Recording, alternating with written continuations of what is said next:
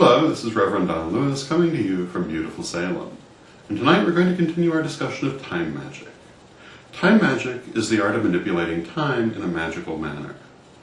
It can be either speeding time up, slowing time down, or moving through time. It can go either forward or backward. And in theory it can go sideways as well. Although normally when we talk about going sideways in time, we use the term probabilities. Those of you who have studied our third degree materials will know what I mean by this. Most people who practice time magic tend to focus on one or another areas of it. And it's a relatively new art form, I believe. I don't really know anyone who's written much about it historically. But there are certainly people doing it today.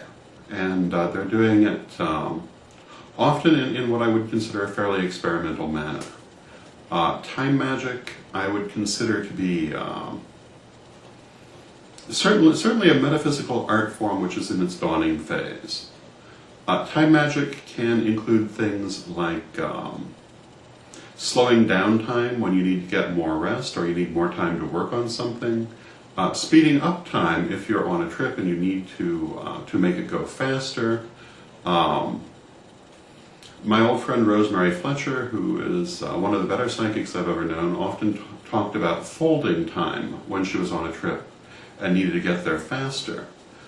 She would fold the time so that she would arrive sooner. Time magic can also be going forward or backwards in time, which is more what you would expect to see in science fiction, but it can be done, and it is done to a certain extent. It isn't like you see it in science fiction, however, and in fact none of this, or any aspect of magic at all, is really all that close to what you see in film, or in many cases what you read about in fiction books. People who practice magic, which I assume is probably the larger portion of people watching this, know that as a general rule when magic comes to pass in your life, it will come about in ways that are very natural, in ways that are very subtle, so that if you didn't know you had done the magic, you would perceive the outcome as a perfectly normal event. And it's the same with time magic.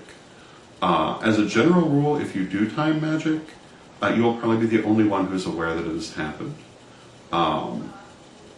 And for that matter, as with ordinary magic, you will read in our materials that everybody does magic constantly, unconsciously. What we talk about by learning magic is only actually learning to do it consciously, what is really a natural process. And it's the same with time magic. We all do it unconsciously. The example that was given to me when I was learning this was the example where, for example, you might wake up on a Thursday morning thinking that it's Friday. And you go through most of the day thinking it's Friday. You meet other people who also think it should be Friday, but it's really Thursday. And I was told that this usually means that people are repeating their Thursday. And this is why they think it should be Friday, because in the normal course of events it would have been. And this is a kind of unconscious time magic. It happens from the level of the soul, the level of the higher self. When we learn to do this consciously, then it happens from our conscious level. I have had occasions of changing things in past time. We write about several of these in the third degree materials. And when you do time magic that's intended to affect something in the past, it can be done in several different ways. It can manifest in several different ways. If you're doing, for example, a kind of healing of events that are intended to address the spiritual or emotional outcome of events, you can address them on that level. An argument could be made that if anything actually happens in the past, it's within a different probability, but it still affects you here. And then there's where you actually try to change an event. This can in fact be done.